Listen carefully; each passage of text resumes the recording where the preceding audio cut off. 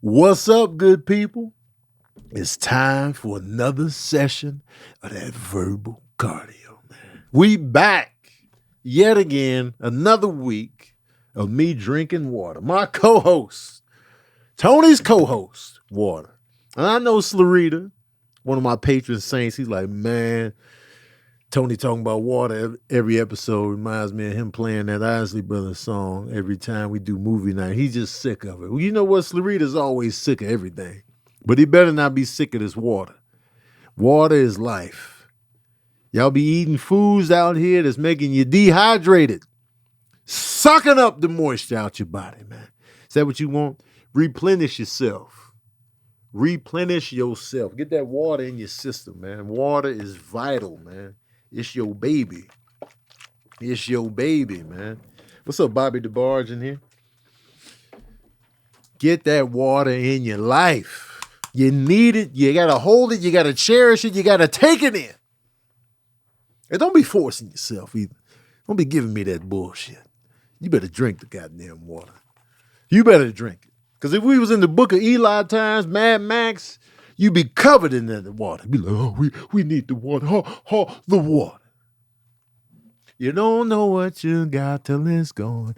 Oh, nigga. You see, you don't know what you got till it's gone. Let water leave you. Then you're going to see. Then you're going to be longing for it. You're going to be fighting for it. You're going to be killing for it. Respect it now while it's here and it's plentiful for you. Because a lot of people on this planet don't have that luxury. They out here, man, looking for the fresh water, man. Be grateful. Take it in. Cherish it every day. Tell water what's up, man. Give it gratitude. Next time you see some water, next time you drink water, look at the bottom and be like, man, I appreciate you. I cherish you. I'm glad you're here. I need you. I love you. Talk to the water you drink. Talk to the water you bathe with. Talk to the water you wash your hands with, man.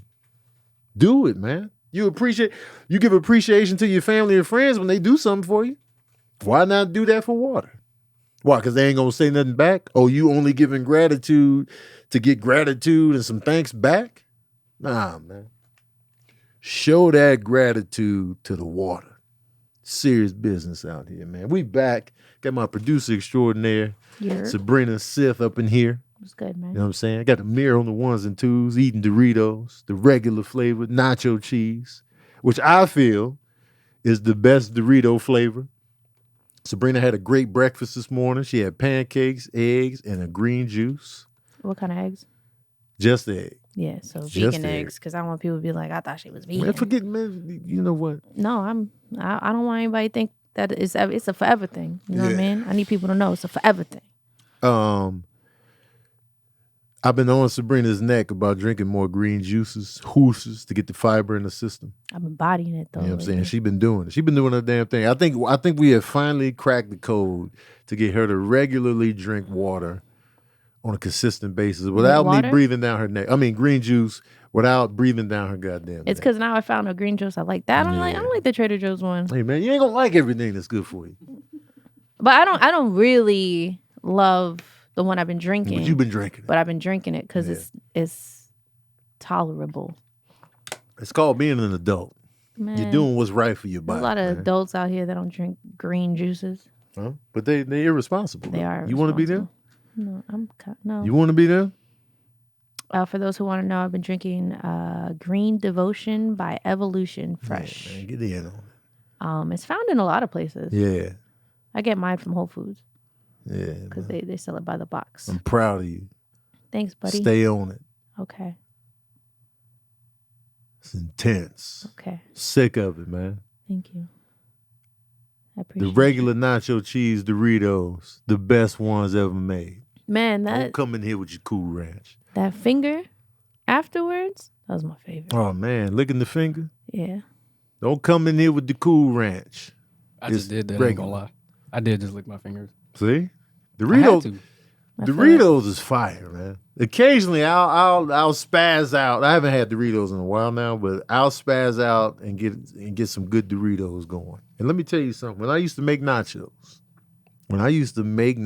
homemade, I used to do the ground turkey, right? Ground I used to do ground turkey, season that up with the taco seasoning, the Laurie's taco seasoning, Sodium City.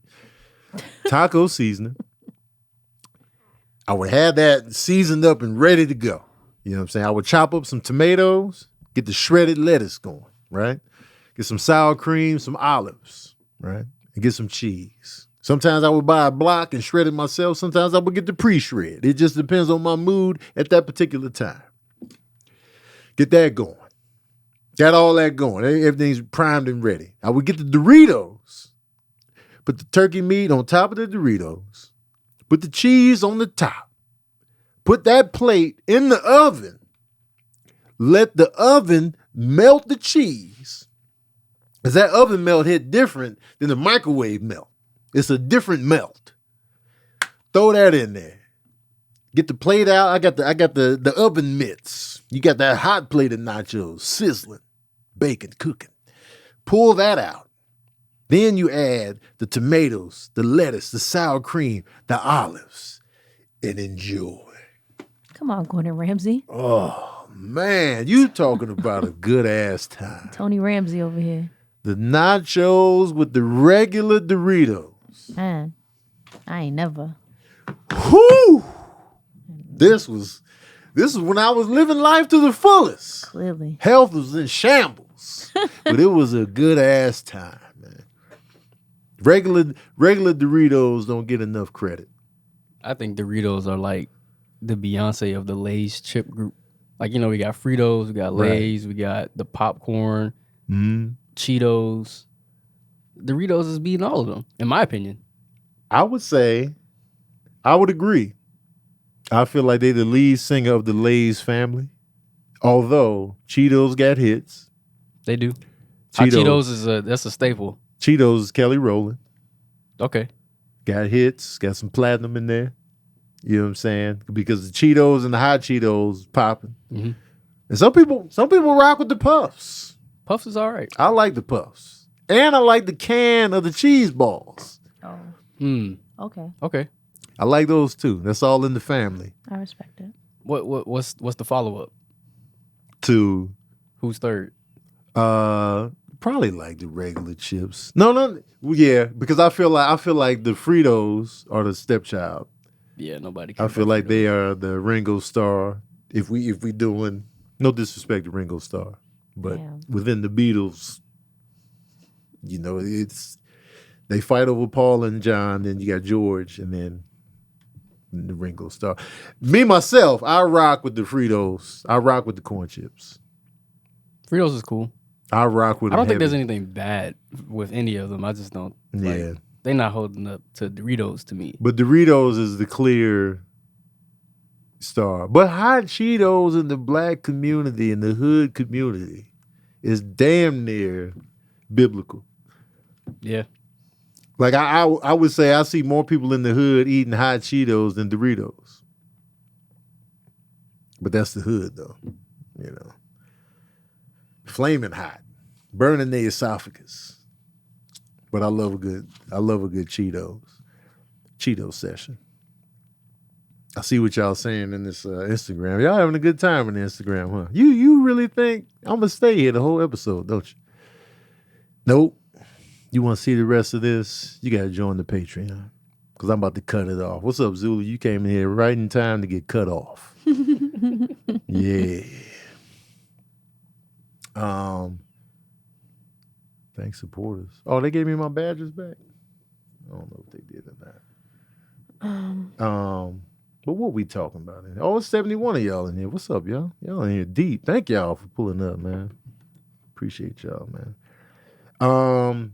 So yesterday, as some of you know, many of you probably know, we lost David Arnold. David A. Arnold, hilarious stand-up comedian, writer, producer, director. He passed away on September 7th due to a heart attack.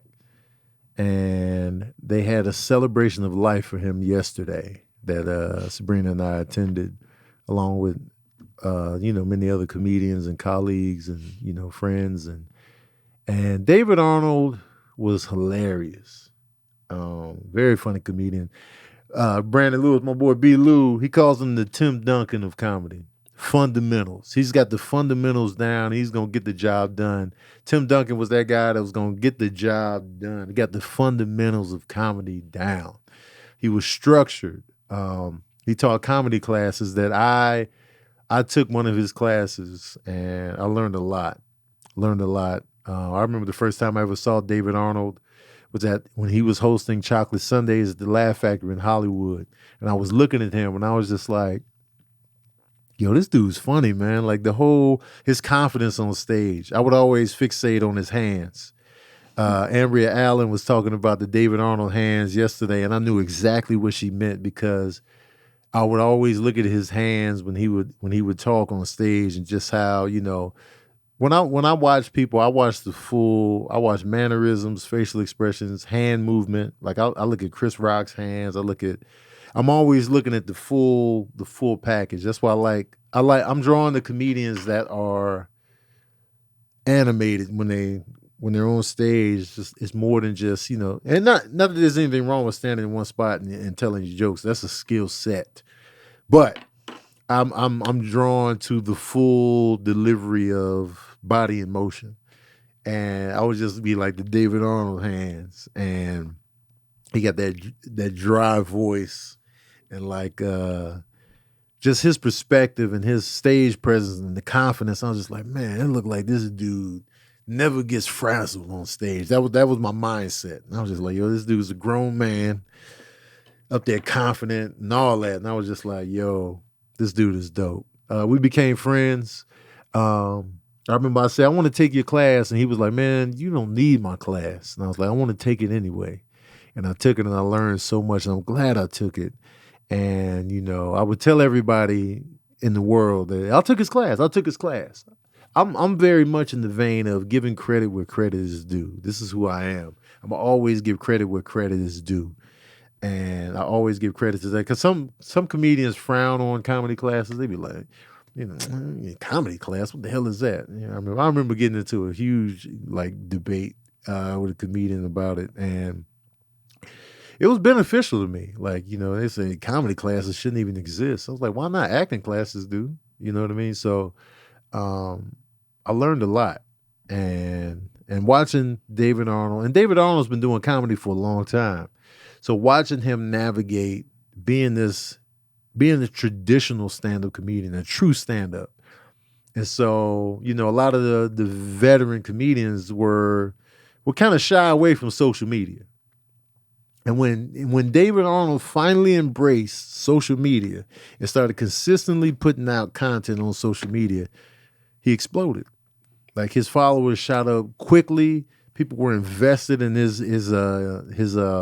mindset on family, marriage, which we already knew, that was his comedic voice already. So now we're getting videos into his life, into his family that people were drawn to. And now it's so relatable. It's just like, man, this dude right here. And so he exploded on social media. And that once you explode on social media, then that rises demand for you on the road. So now that's going to bleed into your stand-up comedy career, which is something we all want as comedians. We want to put butts in the seats. So now we have that social media explosion. So now you'll come see him live. And that's what was happening. He was doing his live shows. He was on tour. He was doing Netflix specials. All the while, still producing, still writing for TV shows like Fuller House and creating shows like That Girl Lele. And that's why I look at David Arnold as when these other comedians make excuses as to why they can't hit stages, I'm like, look at David Arnold. You know what I'm saying? He could easily be like, well, I'm going to just focus on writing and producing over here and not do the stand-up. He was still getting up at the Laugh Factory. He was still getting up at the Comedy Store, making the time to perfect his craft. And just when he just released a Netflix special, It Ain't for the Weak, blowing up, man. Blowing up, killing it, and it was just like he was about to ascend to the next level. He was already a star in my eyes. And just as he's about to ascend to the next level, he passes away, heart attack. And it caught everybody off guard. And, much love and respect and love and thoughts to Julie and their two daughters. Anna Grace and Ashland. Much love to them and support. To David and his whole family and his friends. And the celebration of life yesterday was a beautiful event. The comedians that spoke, his friends that spoke, everybody was hidden. Everybody was hidden. Everybody was funny. It was heartfelt. We would laugh, and then Rodney Perry was going for our tear ducts. And it was just like, man, come on, man. You know what I'm saying? I'm already fragile. I'm hanging on by a thread on any given goddamn day. So you say one thing and I'm out of here, tears rolling. Because I am all in on all of it, all the emotions. So one false move, I'm out of here. And it was a beautiful, beautiful ceremony. So glad we went. And I laughed, and it was just a good time. And it was just, they were killing up there. And I noticed why everybody was killing. Because there was no pastor. No disrespect. No disrespect to pastors and Christianity and church. No disrespect whatsoever, but y'all been bombing at these funerals. Y'all have been bombing at these funerals, messing the energy up. Let the family and friends hold the porch down. We don't need y'all coming in and trying to segue some deeper message into the life of the person that passed. We don't need it. Some people might need it, but the majority, we be like, how is this tying into the dead person? You know what I'm saying? In the past year and a half, I've gone to 6 memorials / funerals. 6. And the ones at the church, the pastors are winless. They 0-4. Pastor bombed so hard at my son's funeral, he brought me out of the mourn. I was like, man, you know what I'm saying? You know what I'm saying? And I was like, man, I looked at my brother-in-law Lamar, and I was just like, man, what the fuck is he talking about? In church. I'm like, what is he talking about? Put the pastors up first. We know it's your church. We know it's your building. You got to say something. Go first. A pastor cannot follow the family and friends. Let me repeat that. Timestamp this for the clips, all that. Let me repeat that. A pastor cannot follow the family and friends, ever. The family and friends is going to come in with the true heartfelt. They're not going to force no segues. They're not going to be talking about dress codes and jumping off roofs and the dog that kept biting and pushing.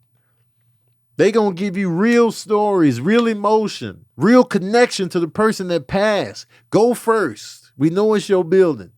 We know you the reason that the lights is on and you the reason that we got a venue here. Go first. Let the family and friends close it out. Please. Last night's celebration was beautiful because there was no pastor. Everybody hit. It was undefeated. Everybody that went up hit. Every single person. Every single person, man. I need more of that in the funerals. When I pass, no pastors. No pastors. If I see a pastor at my funeral, I'm coming back from the grave. If I'm dust, I'm rematerializing like the Sandman and be like, get him off the stage. If it's a casket and I'm opening it, which I don't want, I want to be cremated. I'm getting out the casket. I'm getting the mic. Woo! It's going to be feedback and everything. Hey, man, listen. I don't know what he talking about right now. He didn't know me like that. He just grasping at straws. Sick of it, man. I'm fresh out of a funeral for our friend and family, Jason Fredericks. Beautiful ceremony. Beautiful ceremony, man.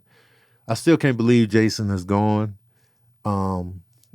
You know, much love to Tammy, Juju, the whole family, man. Kev, Melissa, Mel, Greg, the whole family. It's like, man, come on, man.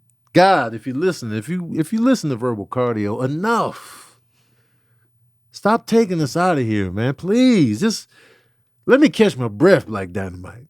Please give me a moment, man. Losing all these people. It's just enough. And the funeral was beautiful. Kev's mom killed it. Man. Kev's mom killed it. I was like, man, her comedic timing. This is Kev and Jason's mom. Her son passed, and she went up there and killed it. I was just like, man, this is can't no pastor follow what we just had. Kev was killing his mom. Their grandmother was killing. Juju went up and spoke. His best friend, went up there and killed it. That's all we need.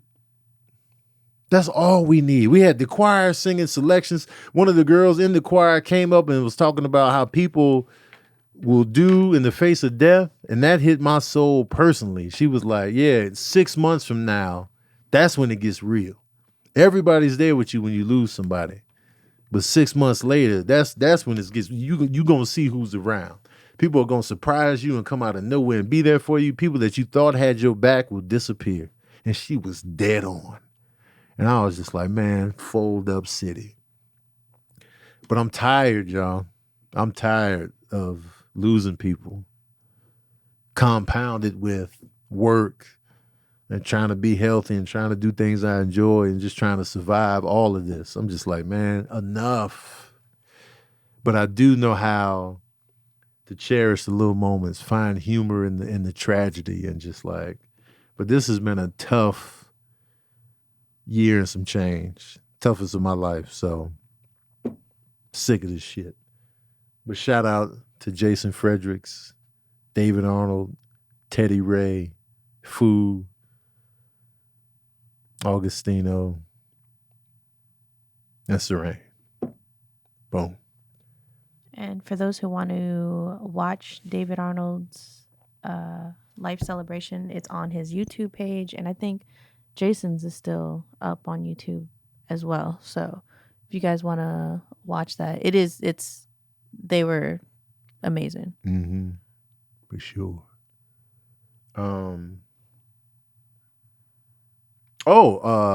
Side note, went back to the old format of my movie reviews.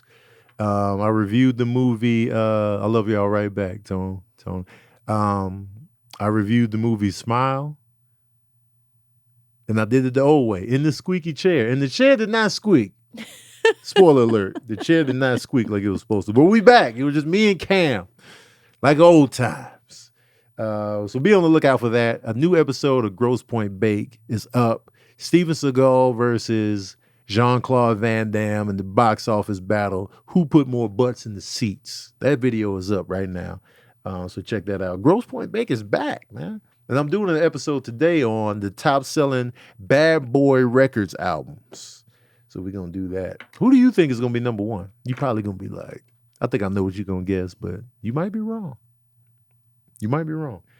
You know my favorite thing about when I would watch you do your movie reviews, especially in like the old bunker, is there was never like a transition between your turnaround and like the saxophone thing. Yeah. But you would always say, "You ready?"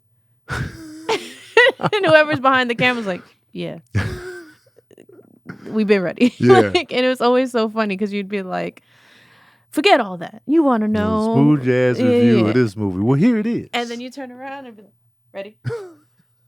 They didn't have to press not one button, nothing, but you'd always make sure. Just make sure they're ready. It's just so funny to me. As if when you turned around, everything changed. Right. You ready? No, we're not ready. I turn around. It's a whole different setup back there. What's a giraffe doing in here? The hell's going on here? But that would always be my favorite. I'd always wait for that. You ready? You ready? Yeah. The you ready is like Beyonce and Crazy in Love. She was like, oh, yeah. You ready? You ready? Yes, Beyonce. Will Smith is doing a movie called Emancipation. And I believe, this is off the top, correct me if I'm wrong, it's a story about the slave who has that iconic slavery picture that shows his back and the lashes to his back. I believe that's the character Will Smith is playing in this movie, if I'm not mistaken. We all know that iconic picture. Black and white joint. We see his back all shredded up. And yeah, so surprisingly, You know what I'm saying? I think I read about, Will Smith doing a picture like this, but I just didn't picture Will Smith doing a slave movie. Like this is, and yep, that's it. That's the guy. Mm-hmm. And I feel like this is not the right project for him to be coming out of the scandal on. That's exactly where I wanted to go with this conversation. Is this the right way to come back? Is this poor timing? Yeah. Because it was probably set for this date regardless. Already, yeah. And no one predicted. The timing is just... Because we already hanging on by a thread with slave movies. Man. We've reached a point where we're kind of tired of it. Right. So now, Will Smith is coming out with this at a critical time for him. Very. And it's just like, damn, is this the project? Because he would have to come with some typical Will Smith entertainment for us to be like, all right, I'm still supporting Will Smith anyway, but right. I know a lot of people hanging on by a thread. And now with a slavery movie, it's just like, because a lot of people are done. I don't even know if I'm watching Till. Yeah, because we see the response to The Woman King. Right. And that's not even your typical slave movie. Right. And people are still and people are like, I'm not supporting anything slave related. Amen. Oh, not hell no. I'm laughing because he was laughing. No. I'm not picking no sides in this. Your giggle on the other side. The Till movie's a little different though. It's not what people think it is. And you know what? I found that out in a promo for it at the movie theater. They say they will not show any violence towards them. It's not gonna be what people think it's gonna be. Right. So I think it's depicted in a different light, and it's not. I don't think it's necessarily Emmett Till's story. It's about who's the woman? Is it his mother? His mother, yeah. Yeah. So I think it's a story about his mother and what she had to overcome. Right. So I think that I wouldn't be like, so quick to be like, I ain't watching it. I think that this is a story that she wants to tell. Yeah. And I think it's one of the things is like, it might be a little triggering, but I don't think it's going to be something like you see something on the screen that's going to be like, oh my God. Because they made that a point in the promo. They was like, we are not showing any black violence on this. So it was like, okay. And then she even said, she's like, we are starting the movie with joy and happiness, and we're ending the movie in joy and happiness. Yep. She said that. Yeah. As one of the producers. It could have been the director, the producer, or the writer of the piece. So, and mind you, I've said this and I still stand by this. These stories need to be told. And Emmett Till's story is a story that is very compelling. But it's just so like, we dealing with a lot as is, Like I said in this podcast, I'm hanging on by a thread emotionally. It's just like, man, I got to pace myself here. And so I haven't looked at the trailer for the Will Smith joint. I'm going to check out the trailer today. And I'm a Will Smith fan. So, I'm interested to see how this plays out. But man, coming out of the scandal, coming out of the slap, this is going to be a tough sell. Man. This is going to be a tough sell. Wait, let me see what good old Twitter is saying about this. This is going to be a tough sell. Because, that's like... The thing I saw was people were saying they were tired of him making that face on the cover. That face. That's the end of, what's it called? The movie with Jaden. Pursuit of Happiness. Yeah, that's that face when he finally gets the job. Yeah. That's his cry face. Yep. I love that moment though.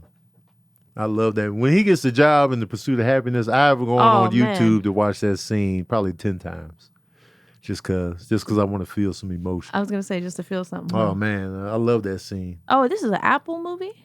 I didn't know. Yeah, Apple TV thing. I did not. Yeah, they have been working on that for a while, and it got scrapped when the thing happened or whatever. Oh, okay. But I heard like people saying like internally it's pretty good though. So they're not even going for a theatrical release. Oh, I guess it kind of hits different then. That ain't their thing. Oh, so people are just saying, why won't Hollywood stop making slave movies, and why won't Black Hollywood stop agreeing to it? I don't think slave movies should be stopped. I do think the way the storytelling goes has to be changed. I'd rather be more honest. Yeah.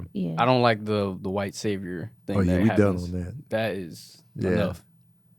Like we done on that. Yeah. That's why I appreciated the Woman King, and that's why I feel like people just need to check it out. You know, instead of just, you know, passing judgment on something you haven't looked at. Just check it out, and then come back to the table and be like, all right, well, I ain't feeling this because this. But at least watch the movie and see what you come away with. Because again, like, even if you disagree with the Woman King and, you know, what that tribe was really about, pull up anyway just to gain perspective, see how they flip the real story, and also so we can get more movies like this made. You know what I'm saying? More movies where they're confident in putting black women at the forefront of a box office movie, a box office action movie. You know what I'm saying? Like, to me, the action scenes were exciting. You know, I was all in. I was invested. The action was visceral, and I felt like, yo, this is a good time. And I really feel like, and I stand on this, I really feel like the action sequences were harder hitting than Black Panther. And, you know, not to compare those two movies, but in terms of action, like, I'm an action guy, so I'm gonna compare action sequences when I watch movies. And I feel like the action in The Woman King hit me harder. Black Panther is an excellent film, don't get me wrong, but I feel like the excellence in Black Panther was really on the back of the performances, the character development, and the story, more so than the action itself. And I feel like that was the only weak link in the Black Panther movie was the action. And I feel like The Woman King nailed the action in a stronger way. That's, you know, that's my opinion on the action tip. And I will say this about Wakanda Forever.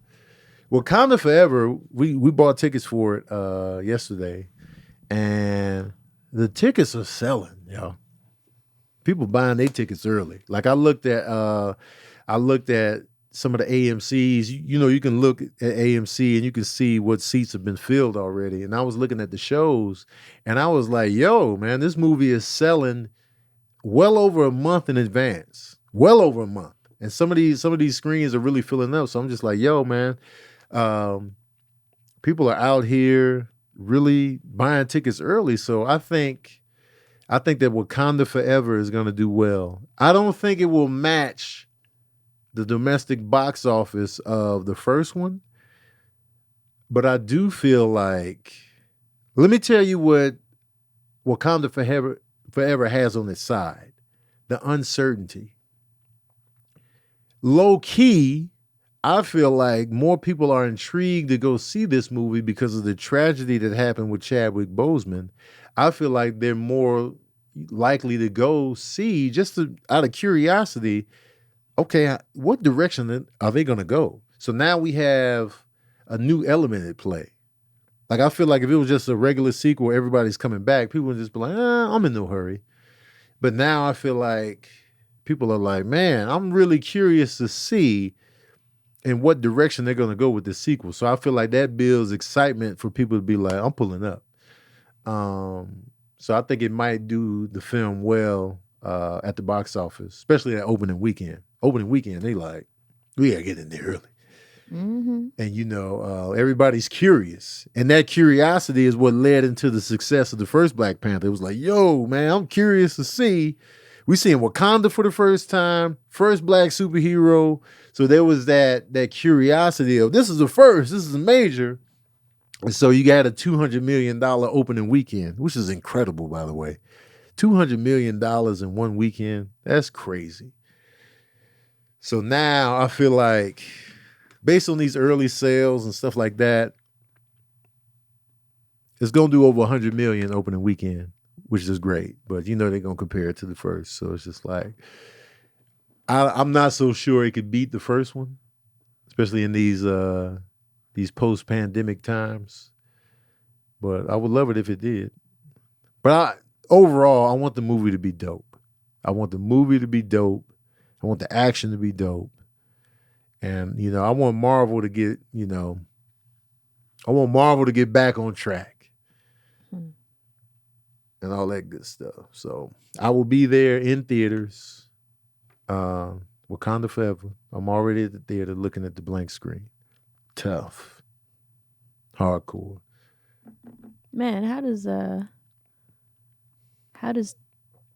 10-year-old Tony feel about all this? Oh man, 10-year-old Tony. Let's talk to the child inside of you. To see movies based on comic books that have been made this good is 10-year-old Tony's dream.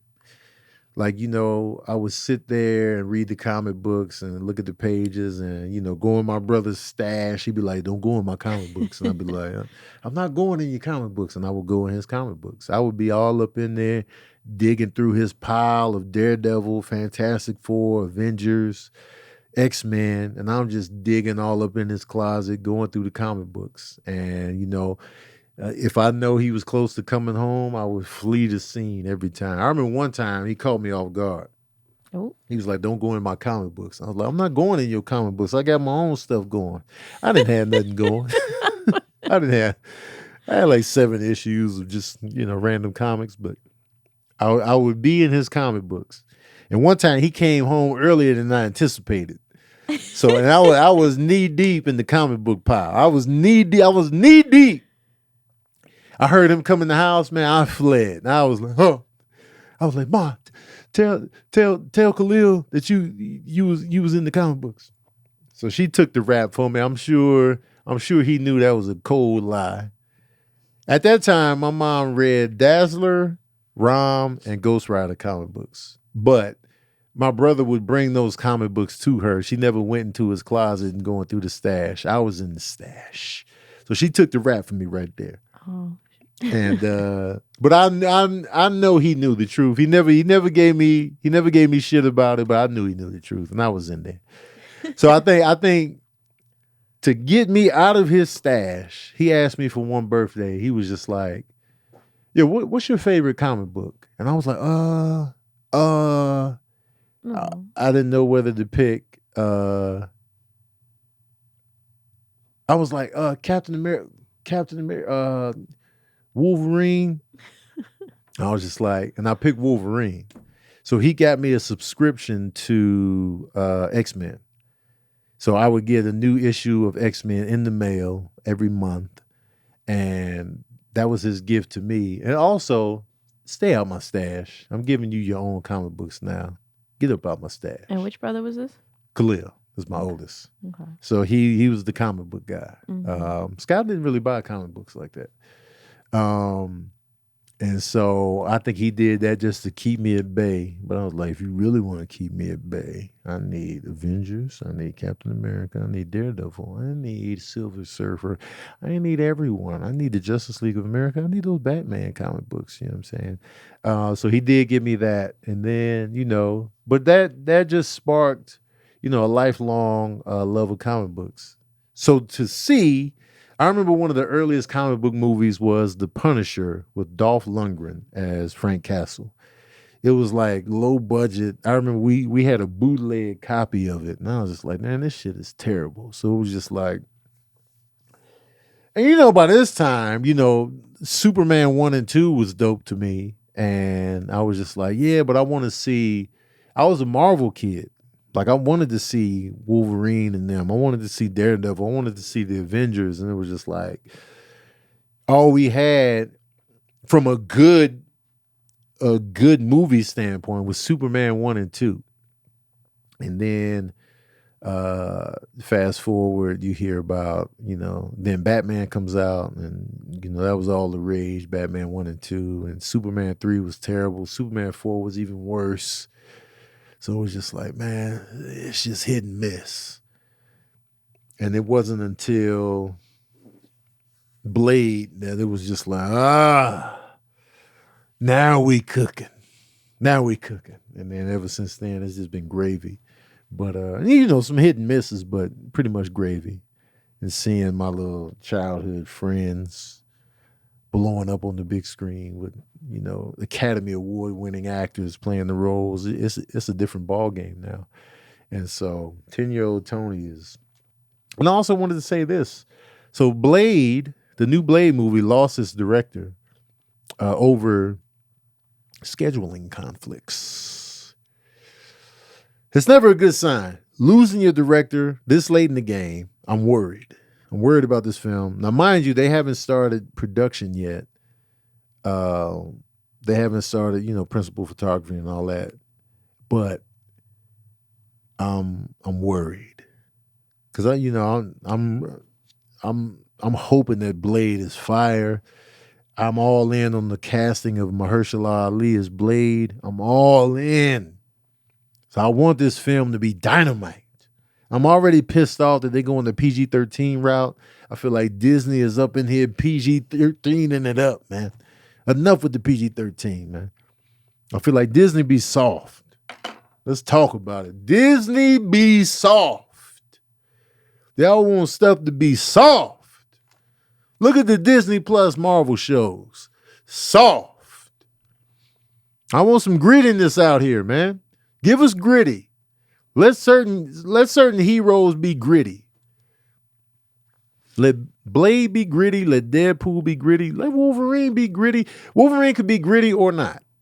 When he's with the X-Men, he can be, PG-13. When he's by himself, let him be gritty. We saw that. The gritty works. Logan was the best shit since sliced bread. When they finally was like, let's go gritty. It worked. Blade 1 and 2 worked. Let that grit, let it show, man. Disney be worrying me, man. Everything ain't got to be soft. And rated R movies can make money. Enough with that, the PG-13 get more butts in the seats. Yeah, but rated R can make money as well. Deadpool made money. Matter of fact, man, let me cue it up. Sick of this, man. Stop softening everything up, man. Deadpool. Oh, wait. Oops. Piss. Hold on. We about to cue this up, man. We queuing up the numbers here on Verbal Cardio, man. Sick of this. Because, man, Disney be like, yeah, you know what I'm saying? Because them Disney Plus shows, soft. For sure. They feel like kids stuff, man. Yeah. And enough. Yeah. It's like we get it, you're Disney, but a lot of us, Disney's been around so long that they have to, at some point in some aspect, need to grow with us. Yes. And because Disney would have offshoot film companies like Touchstone Pictures or whatever, and they would have rated R movies. Like that was our, that was Disney's foray into rated R territory without hurting the brand of Disney. Right. So they could still get that rated R money. Shit. Pretty Woman was rated R, even though it didn't feel like it was rated R. And that was Touchstone. But it's like, bro, Deadpool 1. $781 million worldwide on a budget of $58 million. Deadpool, $58 million to make, makes $781 million worldwide. Rated R. Hard R. Okay? You know what I'm saying? Deadpool 2 comes out, $786.3 million worldwide. On a budget of $110 million. First of all, that budget exploded. But rightfully so. $786 million worldwide, man. Rated R can make money. Rated R can make money. You just got to have the right product, man. To this day, The Exorcist is one of the highest grossing rated R films ever made. Big rated R. That movie was big rated R. I'm surprised they even released it back in 1973. Yeah, I got my Exorcist shirt on now. Boom.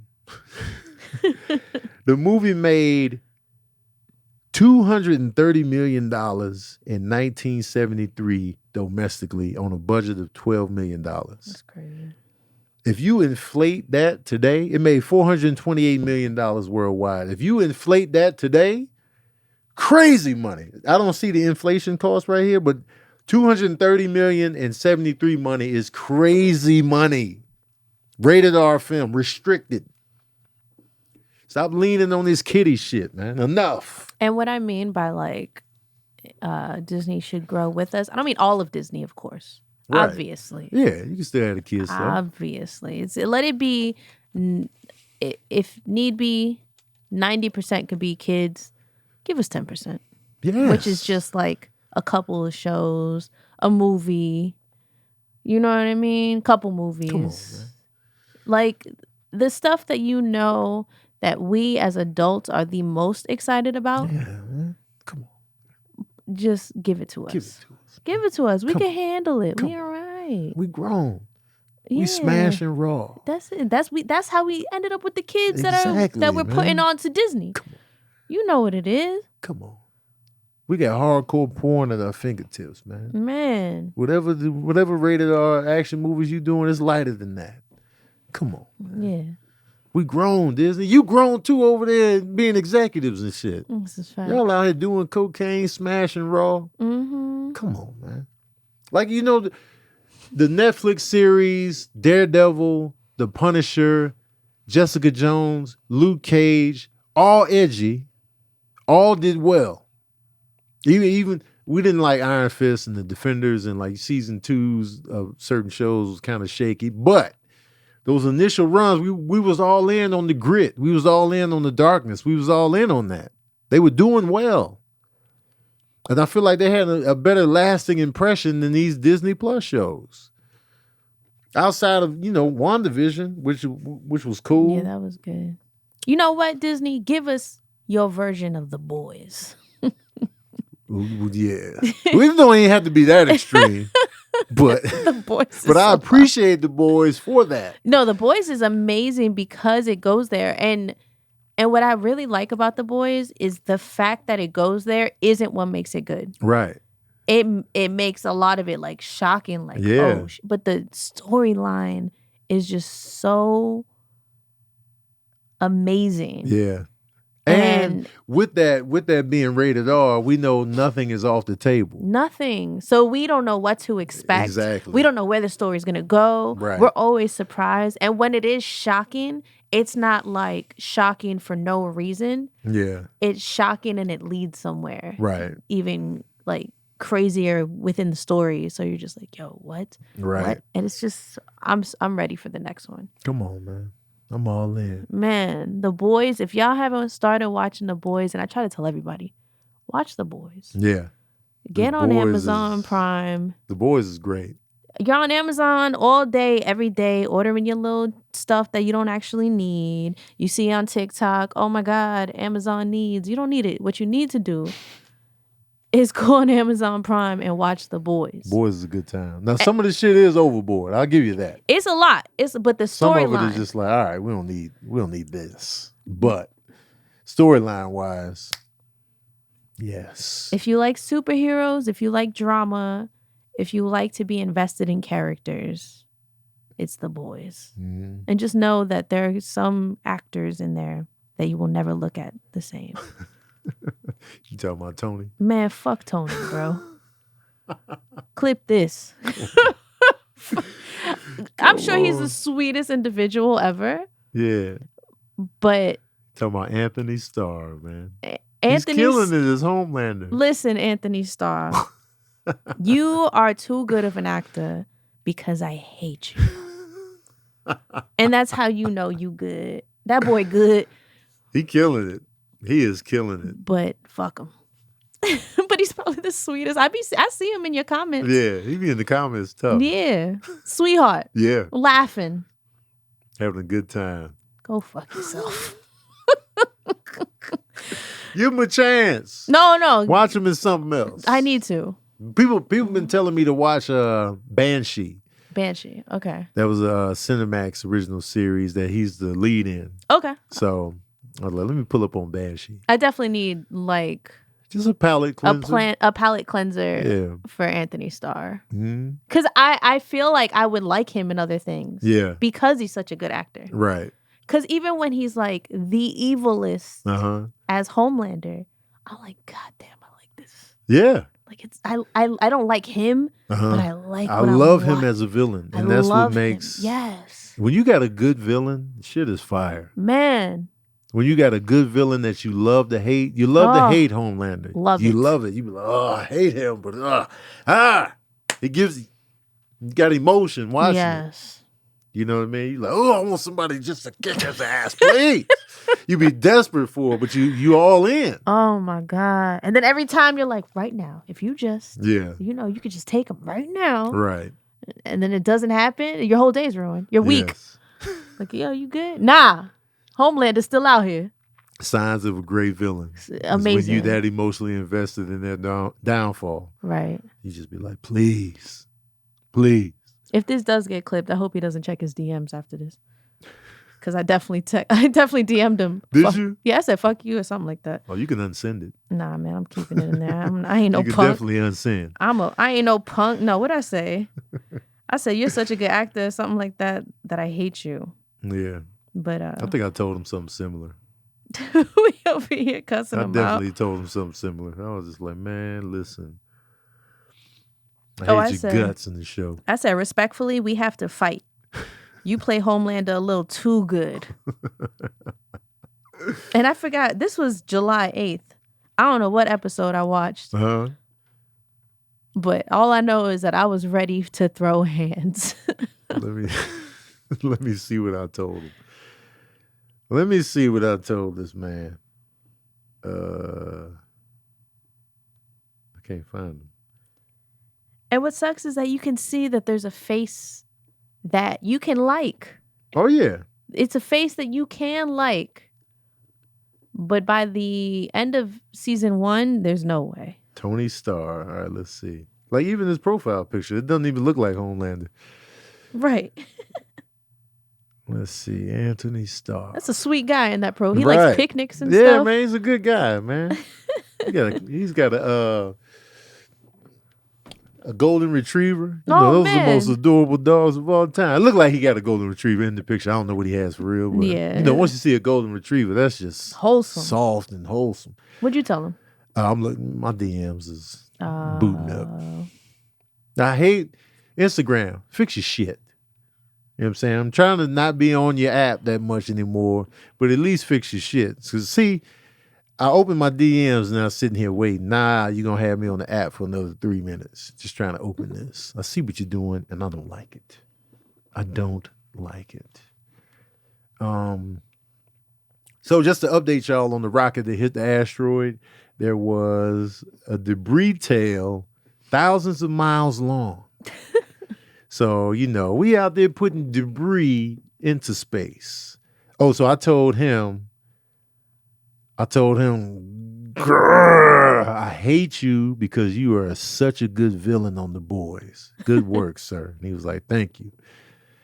And he told me thank you for the laughs and all that good stuff. But yeah. And he said, you are more than welcome. Just woke up, watched this on repeat for 10 minutes and started the day laugh, crying. Have a great one. He must have been talking about one of my videos. But yeah, but I told him, I was like, I hate you, man. But you're doing your job. I mean, absolutely. You're doing your job. And then what's his name? Wolverine. What's his name? Hugh Jackman? No. The guy in The Boys that you said. The one I want to be Wolverine? Carl Urban. Carl Urban. He really would make a great. He'd make a great Wolverine. He'd be the best Wolverine, man. He'd be fantastic. Every time I look at him, I see Logan. Yeah, that's 100. And then he's very Logan in The Boys. Yeah, he's gritty. Yeah. I like that actor, man, because he has range. Like when I watch him on Star Trek, totally different guy, right, than what we see on The Boys. And I thought he was great in Dredd, the Judge Dredd remake, which killed the Sylvester Stallone one, just murdered it. And I feel like Dredd is an underseen, very underrated film. If you haven't seen Dredd, I think it's one of the better action films that have come out in the last few years, several years actually. It came out a while ago. But I feel like it's overlooked. It didn't do well at the box office, but that movie is fire. And he never took his mask off. He never took his helmet off the whole movie. The whole movie. And I love that. I loved it. Anyway, I got questions from the patron saints. I'm gonna address real quick. Question: Passionate for God. Are y'all wearing white to Wakanda forever? I think I'm gonna wear African clothing because I'm clumsy. Is white? Is that the theme? Is that I think it's because of Chadwick. Oh, so that's it. Hey, I'm down for whatever we doing. I'm down for. I will wear all white. I got this white ensemble that I wore to Serene's funeral that I really liked. I'll probably just wear that if that's the thing. I wear Serene shoes. I wear these white pants and this white shirt that my brother gave me in the fourth quarter. So I'll wear that. If white is what we doing, I'm doing it. And hopefully ain't no butter in the seats, ain't no not coming out with stains. I like your outfit for Serene's funeral. Oh, thank you. Yeah, that was a good look. But remember my pants ripped? Yeah. I mean, so I don't have that every anymore. pair of pants Sabrina has, she be ripping. But I ripped the day I put them on. Sabrina just need to be wearing them vacation pants that be super loose and flowy. And just because you the She-Hulk, man. I am She-Hulk. You need to be on there. You need to be green. I do. Well, you're tearing clothes up. If you go to my TikTok, I use a She-Hulk filter a lot. You need it in real life. A lot. I love that filter. I really break everything. Chrissy for life. How do you feel about Blade getting pushed back? I'm worried. I'm worried about the pushback. Usually troubled productions are usually a red flag. But I hate that it's getting pushed back. I'm already impatient. So now we got to wait even longer. So, but hopefully they get a dope director.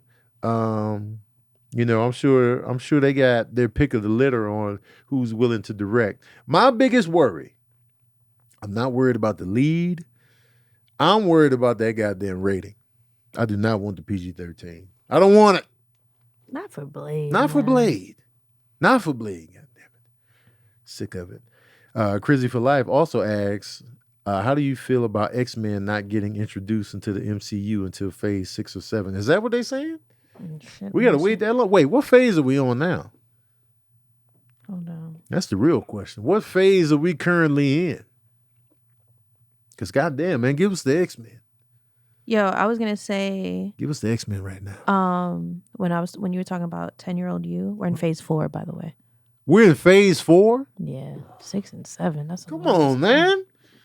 I might not be around then. Hey, man, no, shut up. I mean, shit, anything could happen at this point. Everybody dying. Okay, relax, calm down. But I was gonna say that I think when the first X-Men came out, that's when I was like, oh shit, like I get to see that in motion. That was the movie that I was like, yo, this is exciting. Yeah. I get to see all these superheroes that I love to like look at their image on page, and now I get to see it. I was like, man, this is fantastic. This is amazing. I remember when the X-Men came out, I was like, all right. I was excited, and they didn't shit the bed. So I think I put more on it than I really liked. I was like, man, it was great. But then when I look back, I was like, it was cool. It was a nice little setup. But X2 is when I was just like, yes, now we cooking. And then, the first Spider-Man was just like, oh yeah, that was good. Yeah. So then it was just like, so 2000 is when that X-Men came out. Yeah, 2000. And it did well. It didn't shit the bed. Reviews were solid. And it was just like, we can do this. Right. And then X-Men 1 was rushed. I could feel it. But I feel like X2 is when they really started getting their feet together. Right. And then X-Men been fumbling and feet together, fumble, feet together, fumble, feet together. So, but I was just like, yeah. And then Spider-Man looked good. And I was just like, all right, we off and running. Man, I can't wait. I can't wait for X-Men to come in. Oh, man. X-Men is my favorite. Yeah. It's my favorite. I'm all in. Do you think, so I have a question about X-Men. So my favorite is Nightcrawler, right? Yeah. Has there ever been like a dedicated comic to Nightcrawler and his parents? There's been a dedicated comic book to Nightcrawler. But like about. But as far as his upbringing, it keeps changing. Initially, his father was like a demon. Azazel something. Azazel or something like that. He was low key in X-Men First Class. Okay. And then his mom being Mystique. Mystique. I'm not sure if that's been confirmed or not. Yeah. It's confirmed? No, yeah. Raven. Okay. Yeah, so he had his own issues, so I wasn't sure. I didn't read the Nightcrawler solo joints, so I'm not sure how deep they went into it. But so I don't really know. Oh, that's what I was wondering, because that'd be interesting to watch. Yeah. Because I don't think a lot of people realize that Mystique is Nightcrawler's mom. Right. And then just watching Nightcrawler and his demeanor and the way he is. Yeah. And how different it is from his mother. Right. Like that's a nice contrast. Yeah, like it's an interesting dynamic. Especially him being so angelic as well, with his father being a demon. It's just like, And I thought he was great in X2. Mm-hmm. I thought why can't I think of the actor's name that played him? Wait, older? Which one was X2? Alan Cummings. Alan Cummings. Yeah, Alan I thought Cummings he was a great Nightcrawler. Yeah, I love every time I see Alan Cummings. I was like, Nightcrawler. He was a great Nightcrawler. No matter what now. Yeah. Alan Cummings is a full. Right. He's done so much since. Right. But every time I see him, I'm like, Nightcrawler. Even that trailer for the comedy show they got coming, that he's a host of, I was like, Nightcrawler hosting the show. Yeah. And I was just like, but I just feel like, and I would love and I feel like X-Men are a team that really needs for everybody to get their solo joints. Mm-hmm. We need time to, because one of X-Men's biggest flaws was they had too many characters to give real time to. Like they never gave Storm anything. Yeah, they never gave Colossus anything. Nightcrawler had a good showing in X2. Mm-hmm. They never gave Cyclops anything. It was always Wolverine, Rogue, Jean, getting the lion's share of the emotional and character development real estate. Professor X, Magneto. But everybody else was on the wayside. But I feel like everybody is strong enough because they got good backstory. We need more Storm. We need more Scott Summers. Because Scott Summers' family background, his brother Havoc, his dad was in the Starjammers, and Cyclops has a rich, character development history that they can play into. We definitely want to see more Storm. Mm-hmm. Her relationship with Black Panther. That's what I was saying. The relationships between, Storm and Wolverine had a little thing for a little bit. Her relationship with Forge, these characters have had several romantic ties to different characters within the universe. And, it's just so much meat on the bone that they would be better suited to addressing if everybody can have their little solo moments, especially for the main squad. I would have liked for them to see what Black Panther did and been like, oh, let's build on that by coming out with a proper Storm movie. Mm-hmm. And her tie with T'Challa, Wakanda, and all of that. Because that's a dope. I feel like that's also a lot of stuff, unless you read the comics, you don't know. Mm-hmm. You know what I mean? And that'd be dope for people to see. And that was late in the game. When Storm and Black Panther got together, that was recent. As far as Storm has so much history that predates that.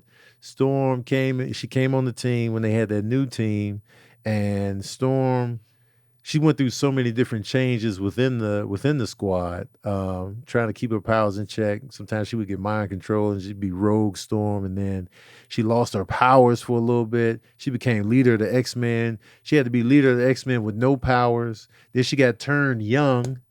She got turned into a teenager for a while, so she had to literally grow up again. Mm-hmm. And it's so many different character arcs that Storm is going through as a character, even before she even ventured into the Black Panther canon. And it's just so much meat on the bone, from a character standpoint. Your unpopular opinion, probably. Mm-hmm. But if they did do a Storm movie, I would love for it to be the people who did The Woman King. Because everything about that movie, visually, the way that everyone's complexion looked perfect. Because, a lot of people don't know how to light dark-skinned individuals at all. Right. And that movie did beautifully. Yeah. And I feel like the fight choreography, just everything about it, just like the character development, everything about that movie. Yeah. Just the way they highlighted Black women. Mm-hmm. If we can do that for Storm. Oh, I would love it. That'd be amazing. Because we always have like a mixed Storm. Always. We don't need a mixed Storm. Storm has been mixed every time. The sidekick chick from The Woman King, I'm sorry, I forgot her name. But she's tall, chocolatey. She could fight. Oh, the tall joint. Yeah. She'd make a great Storm. I was watching I was thinking about Storm heavy this weekend because I've been watching House of Dragon. Mm-hmm. And there's characters on there that have white hair, but they're black, but they got white hair. Oh. And so I was looking at the wife of Aegon or whatever his name is. Mm-hmm. And she was sitting there with her white hair and her brown skin, and I was just like, could she be Storm? And I would like old girl from Jurassic World or whatever to throw her hat in the ring as Storm. Oh, DeWanda Wise. Yes, I would love for her to be Storm, and I would love to see it. I'm just waiting on a good ass dark skin Storm. Yes, like no disrespect to like. No disrespect to Halle Berry and why am I forgetting her name? Hold on. Alexandra Shipp. Okay. No disrespect to them at all. At all. But you know. We know why Halle Berry was Storm. Halle Berry was somebody with a name. Because she's Halle Berry. Yeah. But in the future. I would have preferred Angela, but. Oh, man. Angela Bassett is Storm. She is Storm. Yeah. She literally is Storm. I would have preferred that. But, yeah. But that would have been awkward, her being T'Challa's mom later on. Later on. Yeah. Fast forward. Yeah. Anyway, Nana P says, tattoos regarding 3 of you. Don't you guys want any more? Will Tony ever get one? Had he ever wanted one when he was younger? Do you have any that you regret? So these are questions for all of us. I don't have any tattoos. In college, I thought about getting one. I put some serious thought into it. I was like, I think I'm going to do this. And then I was like, nah, I ain't going to do this. It's going to be a Wu-Tang W with my name in it and a B. And I was like, you know what? Nah, I ain't going to do it. And I never did it. And then when Serene passed, which is something I'm still on the fence about, I thought about getting a tattoo in honor of him. You know, us family members and friends were talking about getting the same tattoo. So that's not off the table for me. But I've been tattoo free for 45 years. So, you know, I always thought, you know, before losing Serene, I just always thought I ain't getting no tattoo. So now, you know, that's where I'm at. Or I regret one. I don't regret it. I'm just mad because the tattoo artist was nervous while he was tattooing me. Mm-hmm. And the reason I went to him is because he tattooed a friend of mine, like entire leg, and it was amazing. Mm-hmm. So I was like, hey, I want that. And so I went to get this sugar skull I have on my forearm. And he was so nervous. And I'm like, why are you nervous? He's like, because you have really good work. I'm like, well, yeah, and you do really good work. Trash. This thing came out trash. It's probably the worst tattoo I have. Which on one me. is? This one. The sugar skull. Oh, okay. I hate it. I want to laser it off, and my PMA tattoo. I want to get that redone. What's PMA mean? Positive mental attitude. But besides that, I have 26, and I only regret 2. That's not bad. That's not bad at all. That's a good. That's an A. I don't even regret my first one. All my I think my tattoos are good. Yeah. Like really good, because I went to real artists that are like, they do art for a living, not just tattoos. And so it's like it's like collecting paintings that are on you forever by big time artists. You know what I mean? But like in the tattoo realm, a lot of people just go to tattoo people who aren't truly artists, and then over time it starts to look weird. Yeah. Some of my tattoos are 20 years old. Like this is 20.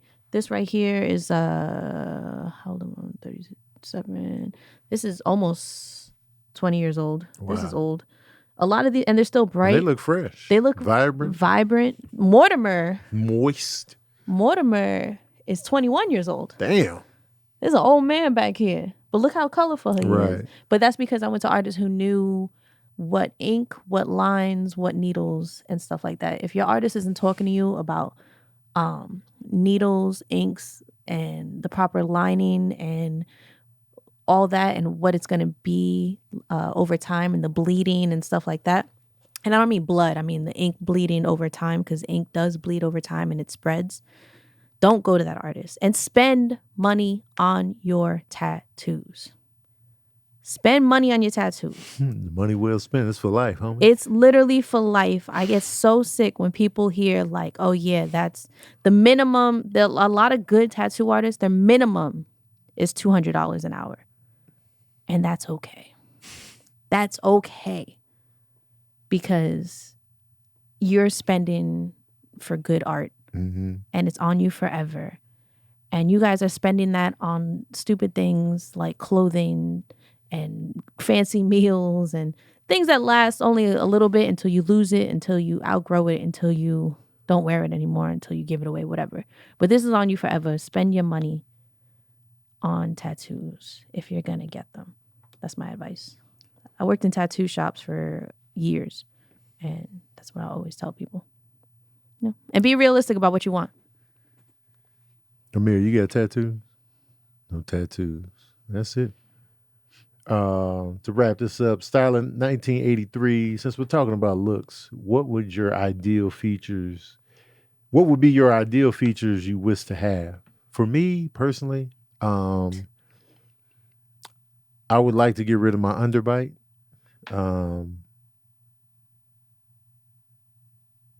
Really, that's that's my main thing. I would like to get rid of the underbite. Everything else is just whatever. You know, I'm cool with. I'm cool with my nose, my eyeballs, eyebrows, my skin tone, dimples. I don't miss hair. It's really just the underbite. It's interesting that you stuck to your face in your head. Oh, I was just thinking looks. So I just went to face. Looks is overall like body. Oh, so body too? Let's ask Styler what she meant. You mean just face or body? Because I feel like with my body, I can change that. I mean, I can get my underbite fixed, but that takes an extreme level of surgery, orthodontic surgery. But I feel like I can change my body. I can just, not eat the bullshit, get my shit together, and get the six pack that I want. That's well within my wheelhouse to do everything. So everything, I would change. I don't like my love handles, so I don't like the fat around my midsection. So give me a nice little. I don't want to be too shredded up to where it's just too many abs going on. I don't want to be that shredded, but just like I said, like D'Angelo in the Voodoo album cover, and then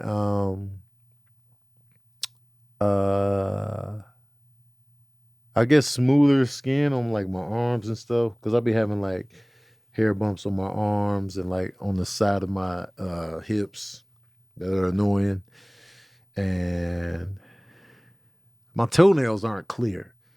That's kind of annoying. It's just like, it'd be cool to have clear toenails that look like my fingernails. Shit, other than that, I'm cool with everything else. Yeah, soft skin, son. Got the soft skin. I got a cool birthmark on my foot. Yeah, man. I'd hit. I wish I can grow a beard if I wanted to, like a full robust. Other than that, you know what I'm saying? I wish I wish I didn't get patchy hair on my back You know what I mean? Well, other than that, That's man, so random. it ain't nothing really major. Yeah, that's not really that. Yeah. That's serious. But get the love handles up out of here in the little gut. I'm sick of it. And then as far as your skin goes, you should use the body scrub that I have because that helps with like ingrown hairs and stuff like that. And Oh, my ingrown hairs. I ain't even talk about that. oh yeah, you be having that. The ingrown hairs. I'm sick of them shits. Tired of it. But yeah. Other than that. But at the end of the day, you fine though. You know. Appreciate it. You know what I'm saying? Appreciate it. We gotta get the hell up out of here. It's an hour and 15 minutes. We deep in here. Do I got any announcements? I don't think I got any announcements right now. Don't forget to check out Grosse Point Bake, The Return. We are back with Grosse Point Bake. A new episode is up right now on my YouTube page. Steven Seagal versus Jean-Claude Van Damme. Who's putting more butts in the seats? Also, the movie reviews will be back to their original format. Stay tuned for those. I will not be on the We Outside tour. So if you still see me on posters and promo, I am not on the tour. I will be at the Houston Improv this month, October 27th through the 29th. Also working on new dates for the rest of the year. I will be in Virginia Beach New Year's Eve weekend at the Funny Bone. I may be in Oxnard again. I might be in Buffalo. I might be in West Nyack. Those are the dates we're working on right now. So stay tuned for those. Patreon, movie nights and stuff like that. You got a bunch of that coming up. Got a lot of movie nights coming up because I got some downtime in October. Mm-hmm. So movie nights are gearing back up. We're going to be watching some stuff. I want to finish Dahmer. I want to finish Abbott Elementary. We got a lot of stuff to watch. And I'll be home and streaming. Enjoying life. I'm streaming again. I started streaming COD. I just downloaded Friday the 13th, so that should be some good content. We got to watch Goonies together. So if you're not a member of my Patreon, join up. Head to my Instagram. Click the link in my bio. Join my Patreon. It's a good time. The David Arnold thing was fantastic. I talked about that earlier, Tanya. Yeah, man, we got to get the hell up out of here because I still got to do Grosse Point Bake. Also, just say Tony Baker on Twitch as well. So pull up on Tony on Baker Twitch. Comedy. Tony Baker Comedy on Twitch. And Sabrina Sith _ on Twitch because I just got my streaming set up. Yeah. And it'll be good to go by tomorrow. You about to change your life. Oh man, I got a PC and everything. Let's go. Change your life, man. Anyway, y'all, we out.